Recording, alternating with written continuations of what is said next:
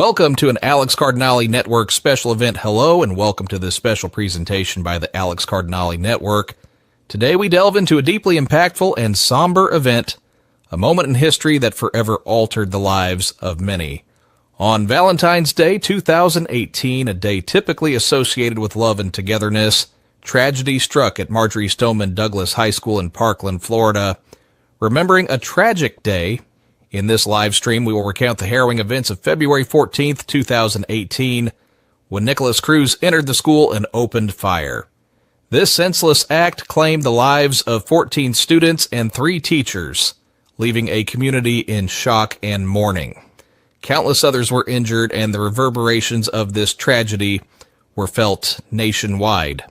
Viewer discretion advised. As we chronicle the events of that day, please be aware that graphic details will be shared. Viewer discretion is advised, as some content may be disturbing. Our aim is to remember and honor the victims, reflect on the impact of this tragedy, and explore the ongoing dialogue for change and healing. Thank you for joining us as we remember and seek to understand the events of that fateful day. Your participation is a step towards supporting those affected and advocating for a safer future.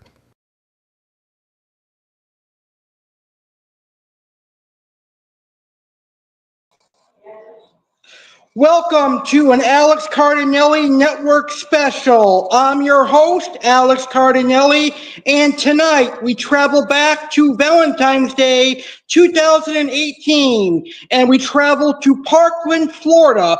We travel to Stoneman Douglas High School to learn about the Parkland High School massacre that was committed by Nikolas Cruz. On that fateful Valentine's Day in 2018, 17 people were killed.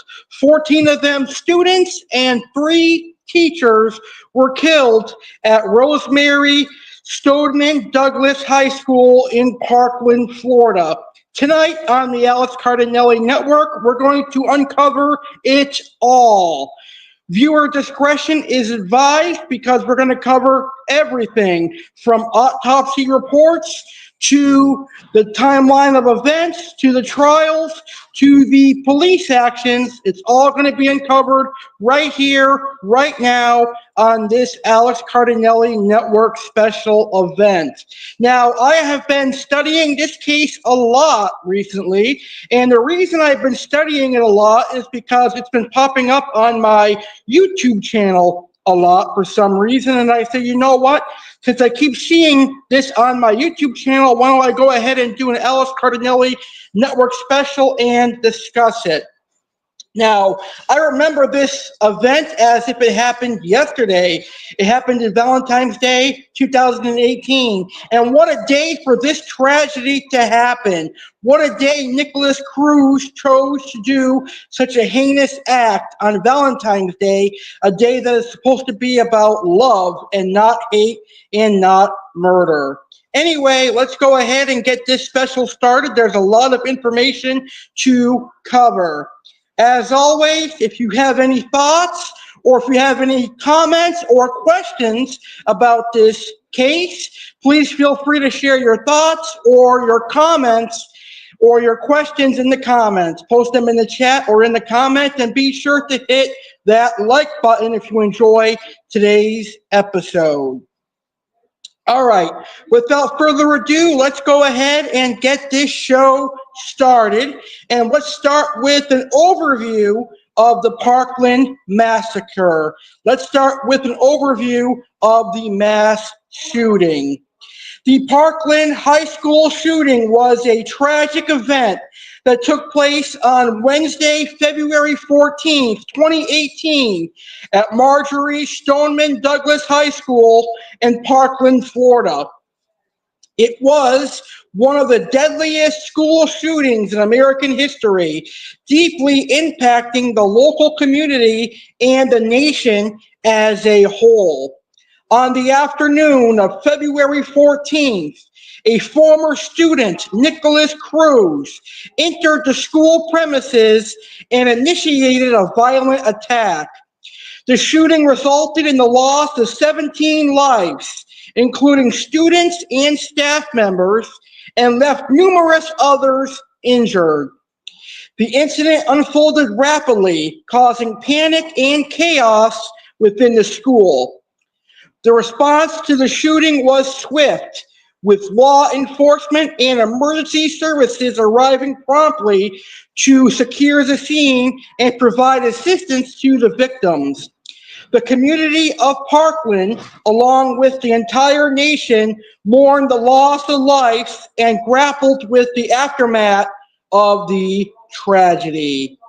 The impact and advocacy of the Parkland Massacre.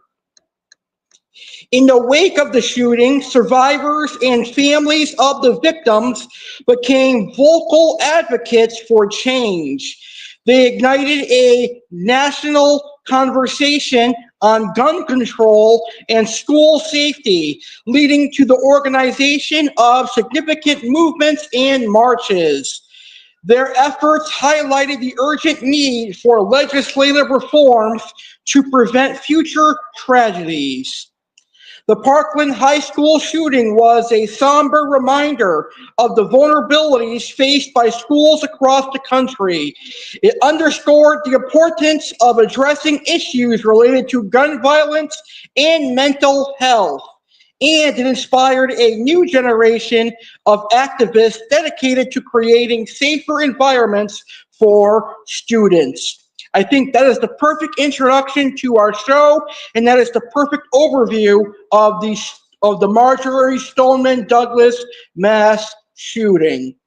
And now we're going to talk about the perpetrator, the young man that did this shooting. Let's talk about Nikolas Cruz. Let's learn all about our suspect, Nikolas Cruz, shall we? So, Nikolas Cruz was born on September 24th, 1998 in Margate, Florida. He was adopted at a young age by Roger and Linda Cruz. His childhood was marked by challenges, including behavioral issues and difficulties in school. After the death of his adoptive father in 2004 and later his mother in 2017, Cruz's life took a turn for the worst. He struggled with mental health issues and had frequent run-ins with law enforcement. The day of the Parkland shooting, on February 14th, 2018, Nikolas Cruz carried out a mass shooting at Marjory Stoneman Douglas High School in Parkland, Florida. He killed 17 people, including 14 students and 3 staff members, and injured 17 others. The incident is one of the deadliest school shootings in United States of America history. Cruz, a former student of the school, used a legally purchased AR-15 style semi-automatic rifle to commit the attack. The shooting sparked a nationwide debate on gun control and school safety, leading to the formation of the student-led movement March for Our Lives. Legal proceedings. Nikolas Cruz was arrested shortly after the shooting and charged with 17 counts of first-degree murder and 17 counts of attempted murder. He pleaded guilty to all charges in October of 2021. In November of 2022, he was sentenced to life in prison without the possibility of parole after a jury recommended life imprisonment over the death penalty. Impact and response. The Parkland shooting had a profound impact on the community and the nation. It reignited discussions about gun control laws and the importance of addressing mental health issues. In the aftermath, Florida passed the Marjory Stoneman Douglas High School Public Safety Act, which raised the minimum age for purchasing firearms to 21, implemented a waiting period, and allowed for the arming of school staff, among other measures. The tragedy also led to increased advocacy for more comprehensive background checks and the banning of certain types of firearms. Survivors of the shooting, along with other activists, continue to push for legislative changes to prevent such incidences in the future. And that is information on the shooter, Nikolas Cruz, along with some other information about the shooting. All right, right now let's talk about the timeline of events from Valentine's Day 2018, the day of this massacre, the day of this mass shooting. Timeline of events. The Parkland school shooting, which occurred on February 14th, 2018, Valentine's Day, at Marjory Stoneman Douglas High School in Parkland, Florida, is one of the deadliest school shootings in U.S. history. And here is a detailed timeline of the events that unfolded on this tragic day. 8:00 a.m. Students begin their day at Marjory Stoneman Douglas High School, engaging in their usual academic activities. It is a typical day with no indication of the tragedy that would unfold later. Early afternoon, 2:19 p.m., Nikolas Cruz, the perpetrator, arrives at the school in an Uber carrying a rifle bag. He enters the campus through an unlocked side door. The attack begins at 2:21 p.m. Nikolas Cruz pulls a fire alarm, causing confusion among students and staff who begin to evacuate classrooms. He starts firing indiscriminately as people move, targeting students and teachers. 1 minute later, at 2:22 p.m., the first 911 call is made reporting the shooting. Law enforcement is immediately dispatched to the scene. 2:23 p.m., Nikolas Cruz continues to move through the building, shooting at students in hallways and classrooms. His actions are captured on surveillance cameras. 2:27 p.m., the school resource officer stationed outside the building hears gunfire, but does not enter the building to confront the shooter, which is going to be a very controversial thing we're going to find out later on in the show.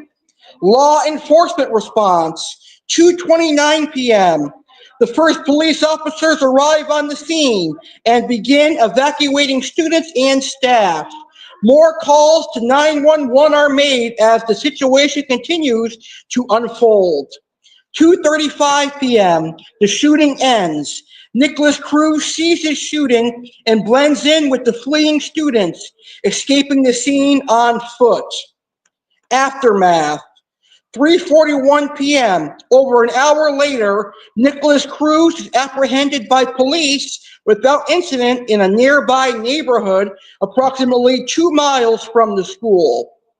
4:00 p.m., the school is secured and locked down. Law enforcement officers enter the building and confirm multiple fatalities, which means multiple deaths and multiple injuries. Later that evening, 5 p.m., authorities release a statement confirming that 17 people have been killed and 17 others have been injured. 7 p.m., news of the shooting spreads nationwide as media outlets provide continuous coverage of the tragedy. Days following the tragedy, February 15th, 2018, Nikolas Cruz is charged with 17 counts of premeditated murder. Vigils are held across the country in memory of the victims. Also on February 15th, 2018, autopsies are performed for Joaquin Oliver and many other of the victims that were killed.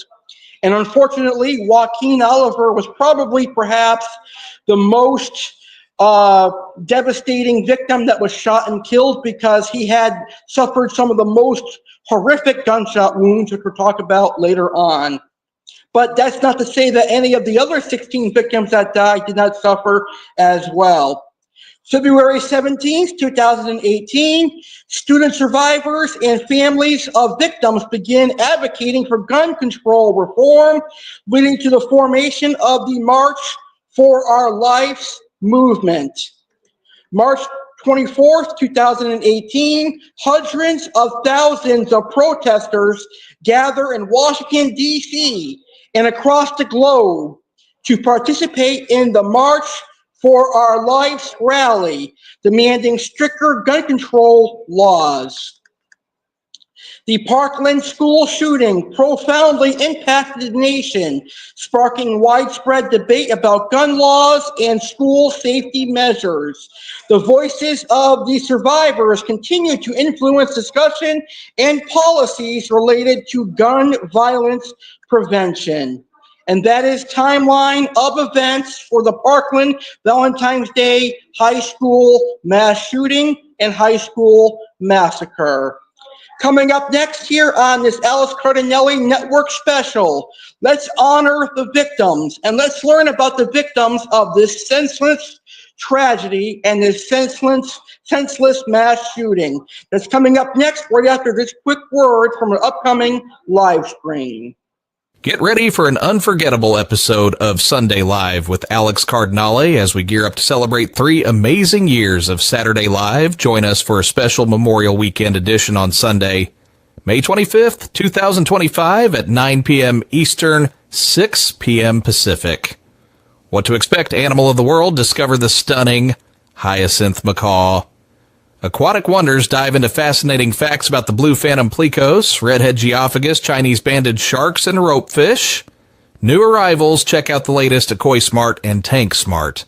Spotlight segments, get insights on seagrass farms and freshwater angelfish. Indulge in the sweet story of Milky Way chocolate bars. Culinary delights. Chef Alex shares Memorial Day recipes featuring chicken française. Memorial Day tribute. Learn about the significance of Memorial Day and discover fun activities to enjoy. WWE recap. WWE fan Alex Cardinale gives you the rundown on Saturday Night Main Event. Join the excitement this Sunday at 9 p.m. Eastern / 6 p.m. Pacific on the Alex Cardinale Network YouTube channel. Don't miss out on this loaded show. All right, now let's learn about the victims of this awful massacre. The victims of the Parkland shooting were students and educators whose lives were cut short in a place where they should have been safe. Who would have thunk that going to high school and your life could be cut short? Well, that happened on Valentine's Day 2018. Each individual had dreams, ambitions, and a significant impact on their community. So right now, I would like you to join me as we honor their memory and celebrate their lives. And we're going to start with the students who tragically lost their lives. Up first, we have Alyssa Aldef, who was a talented soccer player and a passionate student. Alyssa was known for her vibrant spirit and dedication to her friends and family. Then we have Martin Duque Aganio, a kind-hearted and humorous individual. Martin was a member of the Junior Reserve Officers Training Corps, JROTC. Then we have Nicholas Duort, an aspiring Olympic swimmer. Nicholas was a senior with plans to attend the University of Indianapolis on a swimming scholarship. And that one is terrible because Nicholas Duort probably would have been a really good athlete and a really good swimmer. Aaron Feast, although he was a football coach, Aaron also acted as a security guard, heroically shielding students during the attack when he was shot and killed. So Aaron Feast saved the lives of some students, but unfortunately and heroically, he died saving the lives of students. Jamie Guttenberg, known for her love of dance and her infectious smile, Jamie was described as a caring friend and active student. Chris Hickson, the school's athletic director. Chris was a dedicated educator and a devoted family man. And just like Aaron Feast, Chris Hickson was saving students when he was shot. He first got shot in the leg but survived and was seen screaming, "No, no, no," before Nikolas Cruz fired 2 more rounds, instantly killing Chris Hickson. Then we've got Luke Hoyer, who was a quiet but a friendly student. Luke was known for his love of basketball and his close-knit family ties. Then we've got Tara Loran. Tara was passionate about her Irish dancing and was deeply loved by her friends and family. We've got Gina Maltado, a member of the school's marching band and color guard. Gina was recognized for her creativity and kindness. We've got Joaquin Oliver, known by friends as Guac. Joaquin was a passionate student with a love for baseball and the arts. Alina Petty was an active member of JROTC and her church. Alina was remembered for her service and dedication to others. Meadow Pollock, a senior with plans to attend Lynn University. Meadow was admired for her strong will and caring nature. Helena Ramsey, a bright student with a promising future. Helena was known for her intellect and compassion. Alex Schachter, a member of the school band. Alex was a talented musician with a love for playing the trombone. Carmen Shatrup, a National Merit Scholar semifinalist.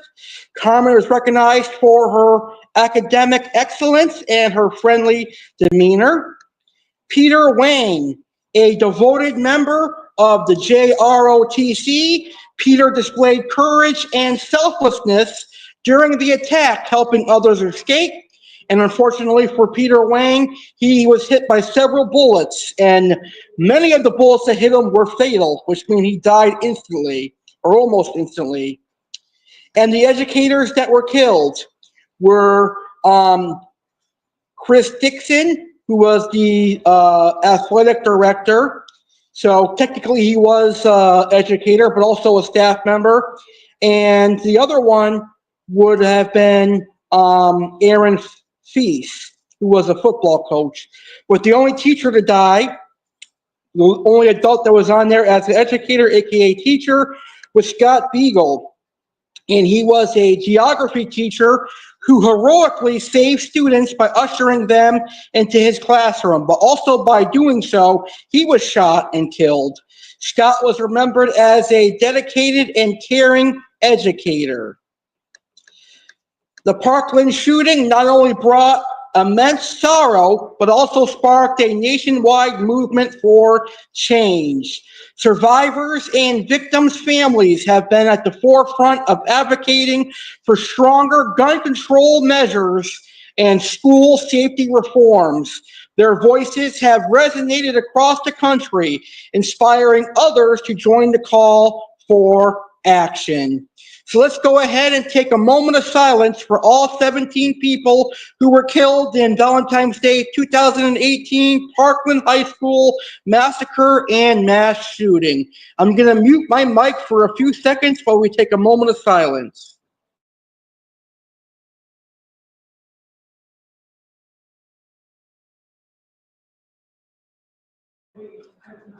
All right, thank you for joining me for that moment of silence. The legacy of the Parkland victims lives on through these efforts, reminding us of the urgent need to create a safer environment for future generations. As we remember those lost, we honor their memory by striving for a world where such tragedies never occur again. So now that we learned about the people that lost their lives, let's talk about the injured victims, the people that were injured but fortunately survived. The survivors, both physically and emotionally wounded, continue to navigate the aftermath of this heart-wrenching event. The immediate aftermath. In the immediate wake of the shooting, The injured victims received various levels of medical attention. Some sustained critical injuries requiring intensive care, while others were treated for less severe but still traumatic injuries. The community, local hospitals, and first responders worked tirelessly to provide the necessary medical care and support. Each survivor's journey to recovery is unique, shaped by the nature of their injuries, personal resilience, and support systems. For many, the road to healing involves not just physical rehabilitation, but also psychological support to address the trauma of the event. Physical rehabilitation. Injured victims often underwent surgeries and physical therapy to recover from their injuries. The healing process was demanding, requiring strength and determination. Support from family, friends, and the community played a crucial role in helping these individuals regain their physical well-being. Emotional and psychological support. The emotional scars of such a traumatic event can be profound and lasting. Many survivors sought counseling and therapy to cope with the emotional aftermath. Mental health professionals provided essential support, helping victims process their experiences and manage symptoms of post-traumatic stress disorder, anxiety, and depression. Community and peer support. The Parkland community, along with numerous national organizations, rallied around the injured victims, offering support and solidarity. Peer support groups formed, allowing survivors to share their experiences and support one another. These connections have been vital in fostering resilience and recovery. The Parkland shooting survivors, including those injured, have become powerful voices in the movement for gun control and school safety. They have channeled their experiences into activism, advocating for legislative changes to prevent future tragedies. Their efforts have sparked a national conversation, highlighting the urgent need for reform. The injured victims of the Parkland shooting embody resilience and courage. Their journeys of recovery, though challenging, are a testament to the strength of the human spirit. As they continue to heal, their stories serve as a reminder of the importance of community support, mental health awareness, and the ongoing fight for a safer future. And that is information on the survivors who were injured in the Parkland 2018 high school mass shooting.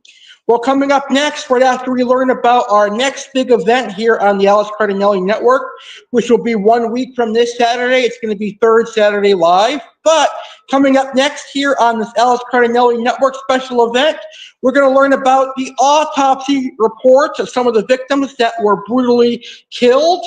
And we're also going to learn about the police response at Parkland. All that and more is coming up right after this quick word about our next big event coming up a week from this Saturday. Get ready for the biggest Saturday Live with Alex Cardinale of 2025. It's Third Saturday Live. Get ready to celebrate 3 years of Saturdays in style. Mark your calendars for an evening of celebration on Saturday, May 31st, 2025 at 6 p.m. Eastern, 3 p.m. Pacific. This special event, presented by Oasis Aquatics, KOI Smart Pond Supply Store, and Crumble Cookies, promises 3 hours of non-stop action and entertainment. Join Aqua Alex Cardinale and Chef Alex Cardinale as they host a dynamic show filled with special guests, engaging activities, and thrilling surprises. Here's a sneak peek at what's in store. Featured segments for Third Saturday Live. Special guests. Meet renowned cichlid breeder Eli Lee, the distinguished Jeremy Lady, and popular YouTuber Price Tag Aquariums. New fish from Koi Smart. Discover the latest additions to the aquatic world with species like Polypterus and Lecari, Polypterus ornate, Leporinus, tiger shovelnose, and red-tailed catfish. Surprise fish. Unboxing. Unveil the mystery as new aquatic creatures are introduced live. Crumble Review. Indulge in a delicious Crumble Review featuring their latest cookie creations. Oasis Aquatic Spotlight returns.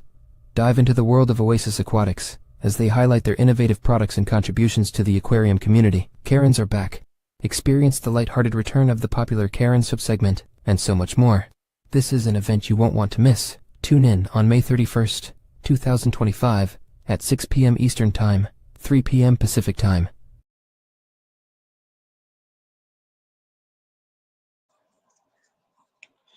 Well, viewer discretion is now advised. Remember, I said we're going to talk about everything. I want to go over some of the autopsy results for some of the victims of this mass shooting because I really want to emphasize the destruction that the bullets from Nikolas Cruz's AR-15 caused to some of the victims. Now, earlier on in the show, I said that the worst victim, unfortunately, was Joaquin Oliver, and my thoughts and prayers go out to Joaquin Oliver and his family. I cannot imagine the fear and the pain that Joaquin Oliver suffered. Unfortunately, this young man did suffer for quite a while. If he was able to get into the bathroom, he probably would have had his life spared because he would have only have had a gunshot wound to his knee, but that gunshot wound to his knee was survivable. Unfortunately for him, the second and third shot is probably what ended up killing him. But anyway, here are the autopsy results for Joaquin Oliver, one of the worst victims of the mass shooting at the Marjory Stoneman Douglas High School or Parkland, Florida mass shooting. So unfortunately for Joaquin Oliver, he actually suffered 4 gunshot wounds. Shot 1 entered his right palm. So the first gunshot entered the center of his right palm. And in that path, it broke the metacarpal bone of the right index finger. The bullet exited the back of the right hand between the web of the index finger and thumb. The second gunshot entered the left arm, and its path tore some of the soft tissue of the left arm upwards. It exited the upper left arm towards the shoulder. The third gunshot was the gunshot I believe was survivable, and that was the inner left leg. It traveled between the tibia and fibula. It injured soft tissue, nerves, blood vessels between bones. It exited on the area of the ankle of the left foot. And the fourth and final shot is re-entry of the fragments, what's left of the bullets, and the bones from his right hand. So the gunshot from gunshot number 1 was so strong that it went through Joaquin's hand, blew off bones that went into his head. The bullet from his hand then went back into his head, and it exited outside of his head. So it entered the left temple region of his head. The path destroyed Joaquin Oliver's skull and brain. And unfortunately for Joaquin, his head is only kept together by his lacerated scalp and his forehead. And the bullet exited the back of his head right behind his ear near the upper portion of his neck. So unfortunately for Joaquin, he did suffer a gruesome death because of the bullets that Nikolas Cruz used. 4 gunshots, only 1 was needed to kill Joaquin, but unfortunately he suffered 3 of them. One of the gunshots was survivable. That would have been the gunshot to his inner left leg. But the first gunshot, as I just said to you guys, entered the center of his right palm. It broke off all the fingers in his hand, and the bones from his hand actually went flying into his forehead along with the bullet. And that is probably what was one of the causes of his death, unfortunately. All right, so that is the death of Joaquin Oliver. Thoughts and prayers to his family. That poor young boy suffered. He could have survived if he had gotten into the bathroom. I don't know why the bathrooms were locked at Marjory High School, but a lot of people's lives could have been spared if the bathroom was unlocked. So that's the most gruesome of the autopsies that I'm going to go over tonight. All right, so the next autopsy we're going to review is Chris Hickson, who is one of the educators who was shot. He was shot in the leg, and he tried to walk away, but he could not walk away because he was been shot in the leg. But fortunately, he did save multiple lives before he was killed. He was crying no before being shot and killed. All the victims were all shot at close range multiple times.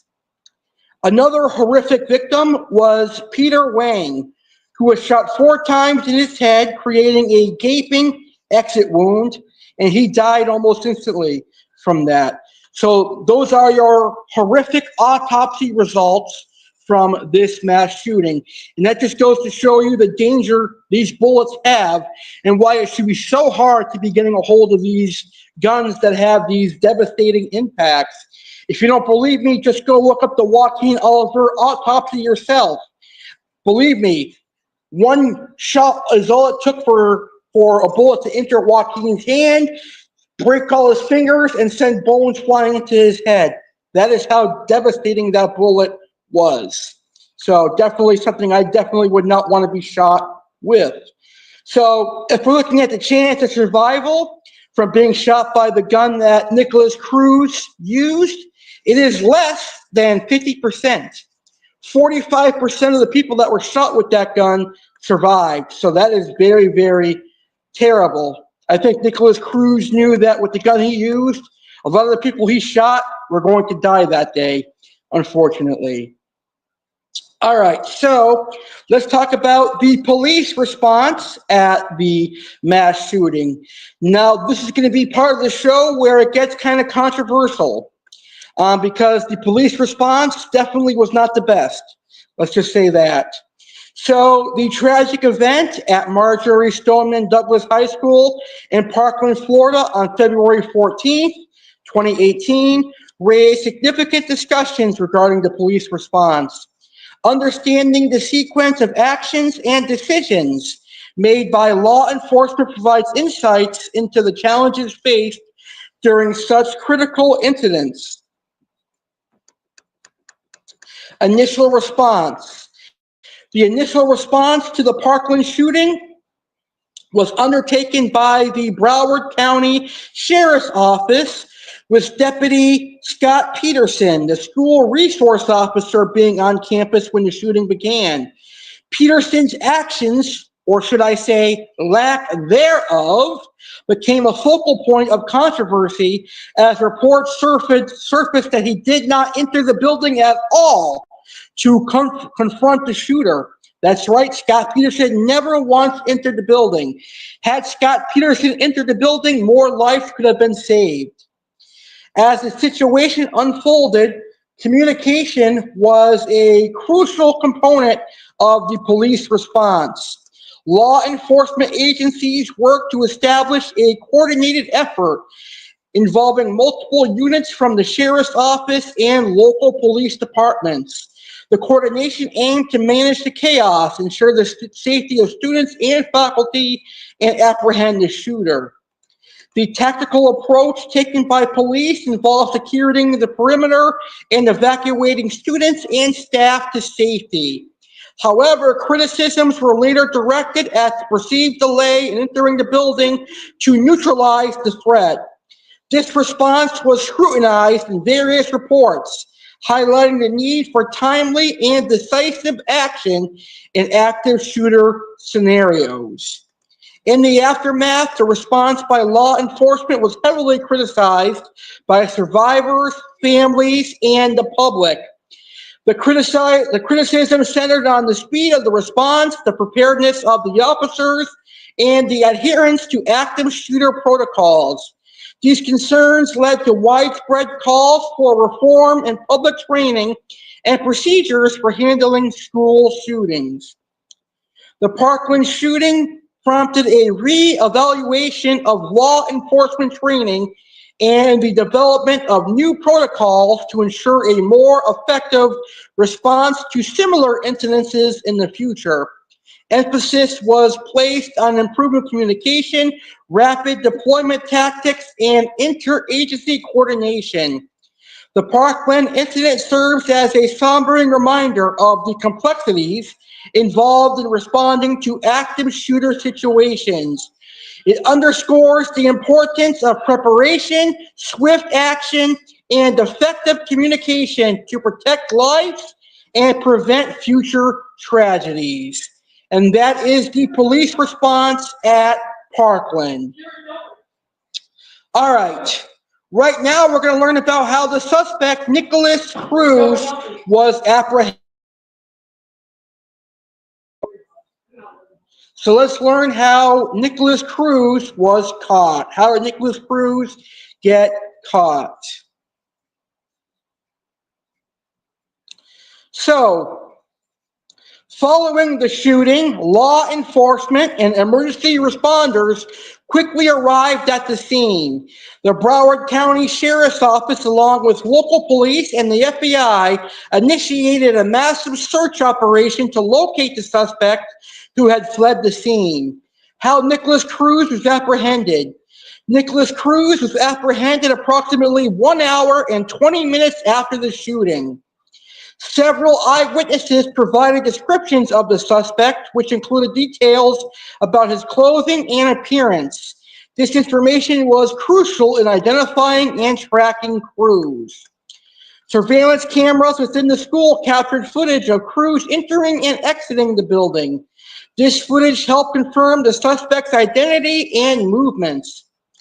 After the attack, Cruz blended in with students who were evacuating the school. He managed to leave the premises unnoticed, which initially allowed him to evade immediate capture.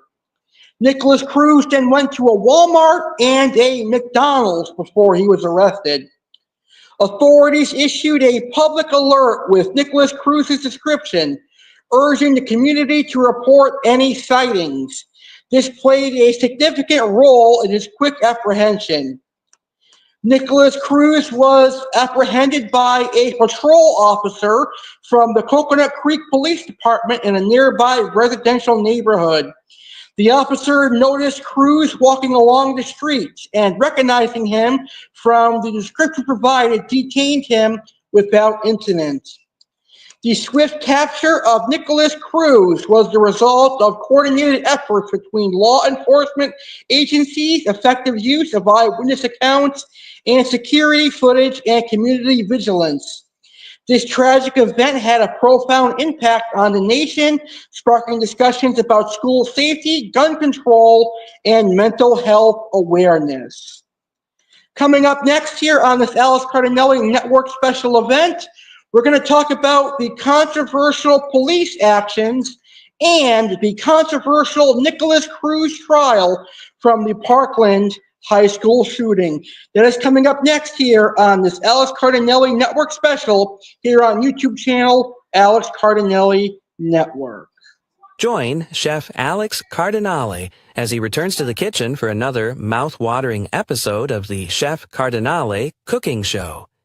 This time, we're diving into the world of Italian cuisine.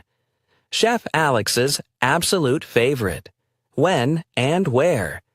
Date: Friday, May 23rd, 2025. Time: 11 p.m. Eastern, daggers 8 p.m. Pacific. Where? Alex Cardinale Network. What's cooking? Prepare yourself for an exciting culinary adventure as chef. Alex explores the delectable world of Italian food. Here's what you can look forward to. Authentic versus Italian American. Discover the subtle and not so subtle differences between traditional Italian dishes and their American counterparts.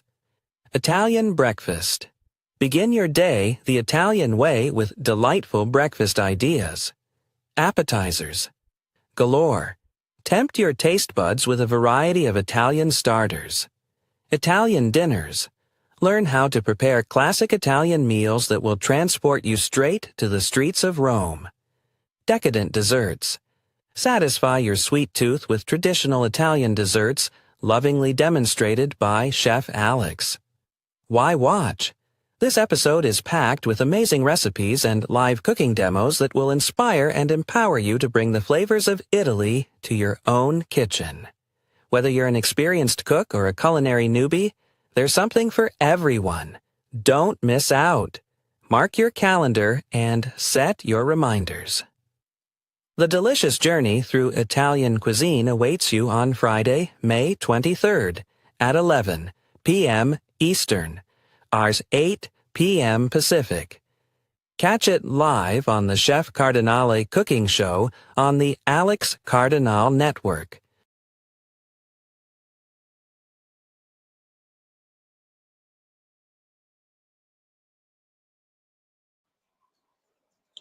During the Parkland shooting, there were questions raised about the actions of the school resource officer, Scott Peterson, who was on duty at the time. Peterson was criticized for not entering the building to confront the shooter. His decision to remain outside was seen by many as a failure to protect students and staff, with many considering Scott Peterson to be a coward, including myself, leading to public outrage and discussions about the responsibilities and duties of armed officers in schools. Following the incident, the Broward County Sheriff's Office faced criticism for its handling of the crisis. Reports indicated lapse in communication and coordination among responding officers. Critiques focused on the perceived delay in confronting the shooter and the overall strategy during the emergency. The controversy prompted calls for changes in police training and the protocols for handling active shooter situations. It also led to a broader conversation about school safety measures and the role of law enforcement in preventing and responding to such tragedies. The trial of Scott Peterson. The trial of Scott Peterson became a focal point in the aftermath of the Parkland shooting. Charged with child neglect, culpable negligence, and perjury, Peterson faced legal scrutiny over his actions or lack thereof during the attack. Peterson was charged with several counts, including child neglect. His defense argued that he followed protocol and acted based on the information available to him at the time. The trial featured testimonies from various witnesses, including students and fellow officers, providing insights into the events of that day and the decisions made by Peterson. The jury was tasked with determining whether Peterson's actions constituted criminal neglect or if he was being unfairly blamed for the systematic failures of the response efforts. The trial concluded with a mixed reaction from the public and legal experts.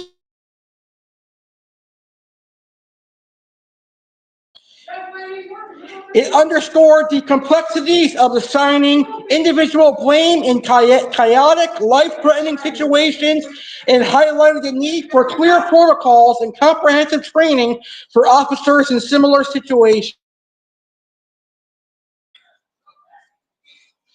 In summary, the Parkland shooting and the subsequent trial of Scott Peterson brought to light significant issues within law enforcement response strategies. It has served as a catalyst for change, urging officials to reevaluate and enhance safety measures to better protect students and school communities in the future. And now let's talk about the trial of Nikolas Cruz, the suspect. Nikolas Cruz faced 17 counts of first-degree murder and 17 counts of attempted murder. Initially, he pleaded not guilty, but later changed his plea to guilty on all charges in October of 2021, expressing remorse for his actions. Penalty phase. The trial then moved to the penalty phase to determine whether Cruz received a death penalty or life imprisonment without the possibility of parole. This phase involved testimonies from survivors, families of the victims, and experts on both sides. The defense team focused on Cruz's troubled upbringings, mental health issues, and history of neglect and abuse. They argued these factors should be considered as mitigating circumstances against the imposition of the death penalty. The prosecution emphasized the premeditated nature of the attack and the devastating impact on the victims' families and the community. They argued that the heinous nature of the crime warranted the death penalty. In October of 2022, after deliberations, the jury recommended life imprisonment without the possibility of parole for Cruz. The decision was met with mixed reactions, with some advocating for harsher punishment, while others saw it as an opportunity for reflection on systematic issues. So after all this, Nikolas Cruz was sentenced to life in prison without parole. Implications and reactions. Gun control debate. The trial reignited debates over gun control, with many advocating for stricter regulations to prevent future tragedies. The survivors of the shooting, particularly through the March for Our Life movement, became prominent voices in the advocacy for change. Mental health discussions. The case also highlighted the need for improved mental health support and intervention, especially for individuals exhibiting warning signs of potential violence. Community healing. The trial marked a significant moment in the healing process for the Parkland community, as it closed a chapter on the legal proceedings, but also underscored ongoing challenges in addressing the root cause of such violence. The trial of Nikolas Cruz remains a pivotal moment in the ongoing discourse on gun violence and preventive measures, emphasizing the importance of community resilience and systematic reform. And that is the trial of Nikolas Cruz. Coming up next, we're going to wrap up this Alex Cardinale Network special by discussing why Building 12, which was the site of the tragedy, why Building 12 was demolished, and we're also going to finish the show by discussing what we can learn from this mass shooting. That is up next, right after this final word from the Alex Cardinale Network. Welcome to the Alex Cardinale Network live stream. If you're new here, we're thrilled to have you. Hit the subscribe button and ding that notification bell to stay in the loop for all our exciting live streams and uploads. Dive into a world where aquariums meet culinary arts, unravel intriguing crime stories, and enjoy the thrill of pro wrestling. Plus, don't miss out on our Saturday live sessions for a blend of current events, entertainment, and education. For our loyal viewers, we appreciate your continued support. Be sure to like today's video and share it with your friends to spread the fun and knowledge. Stay connected on Facebook. Expand your experience by liking our official Facebook pages for updates, show news, and live alerts. Alex Cardinale Network. Chef Cardinale Cooking Show. Aquatic Wetline with Aqua Alex. Saturday Live with Alex Cardinale. Simply search for these shows on Facebook, hit like and follow, and join our vibrant community. Thank you for being part of the Alex Cardinale Network. Your engagement helps us create more amazing content. Let's grow and learn together.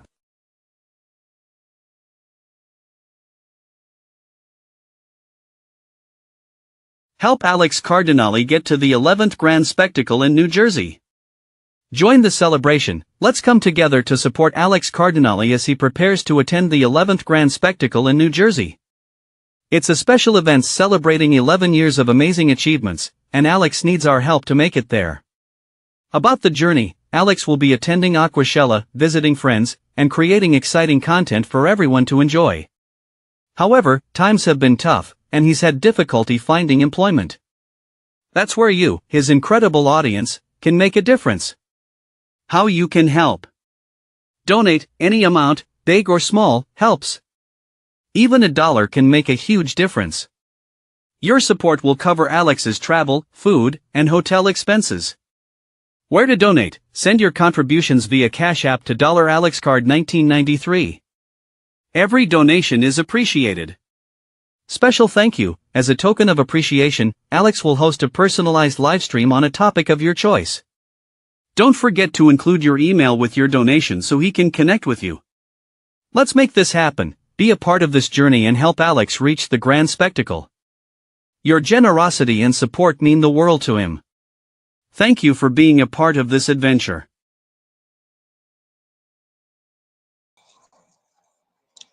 All right, so Building 12 is the site of the tragedy. Building 12 is where Nikolas Cruz killed 17 people and injured 17 others. Why was Building 12 demolished? Building 12 of Parkland High School was demolished due to its association with a tragic event that took place on Valentine's Day 2018. On this day, the building was the site of a mass shooting that resulted in the loss of 17 lives and numerous injuries. The decision to demolish the building was made to help the school community heal from the trauma and to remove the painful reminders of the tragedy. Reasons for demolition: emotional and psychological impact. The building served as a constant reminder of the tragedy for students, faculty, and the community. Its presence was considered detrimental to the emotional and psychological recovery for those affected. Safety concerns. There were concerns regarding the safety of having the building remain, both in terms of structural integrity and as a potential site for unwanted attention or trespassing. Community healing. Demolishing the building was seen as a step towards healing and moving forward. It allowed the school to create a new environment that supports learning and recovery. Educational environment. By removing the building, the school aimed to create a more positive and conducive learning environment for current and future students. The demolition was part of a broader effort to rebuild and improve the school faculties, ensuring the students have a safe and supportive space to learn and grow. And that is why Building 12 was demolished. All right, and now our final topic for tonight's show. What can we learn from the Parkland shooting? What can we learn from the Marjory Stoneman Douglas shooting? Well, we can learn about the importance of mental health awareness. The Parkland shooting highlighted the critical need for early intervention in mental health issues. It is essential for schools and communities to have resources and trained professionals who can identify and support individuals showing signs of mental distress. Destigmatization. Prompting open conversations about mental health can reduce stigma, encouraging individuals to seek help without fear of judgment. Enhancing school safety. Security measures. Schools have been prompted to reevaluate their security protocols. Implementing measures like controlled entry points, surveillance systems, and regular safety drills can enhance the security of students and staff. Crisis preparedness. Ensuring the students and educators are trained to respond effectively to emergencies is crucial. Regular drills and clear communication plans should be established and practiced. Advocacy and policy change. The Parkland shooting galvanized student activism, demonstrating the power of youth voices in advocating for change. Students from Parkland became leaders in the national conversation on gun control and school safety. Legislative action. The event spurred discussions on gun control laws, leading to legislative action in some states. This underscores the importance of continued advocacy for policies that aim to prevent gun violence. Community and support. Community unity. The aftermath of the shooting showed the strength and resilience of communities coming together to support one another. Community support systems are vital in the healing process and in fostering a safe environment for all members. Reflecting on the Parkland shooting is a somber reminder of the work that still needs to be done to ensure the safety and well-being of students across the nation. By addressing these lessons, we can strive to prevent future tragedies and create a safer, more supportive environment for everyone.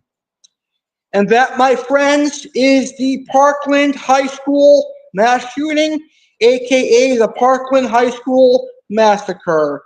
I want to thank you for watching this episode of the Alex Cardinale Network. I want to thank you all for tuning into the Alex Cardinale Network special event, Valentine's 2018 Parkland High School Massacre. I hope you enjoyed the show, and if you did, please smash that like button, and please share this video with your friends and family. God bless you all. Stay safe, everyone. If you enjoyed the show, hit that like button. Good night from sunny South Florida. Thank you for tuning into this episode of the Alex Cardinale Network.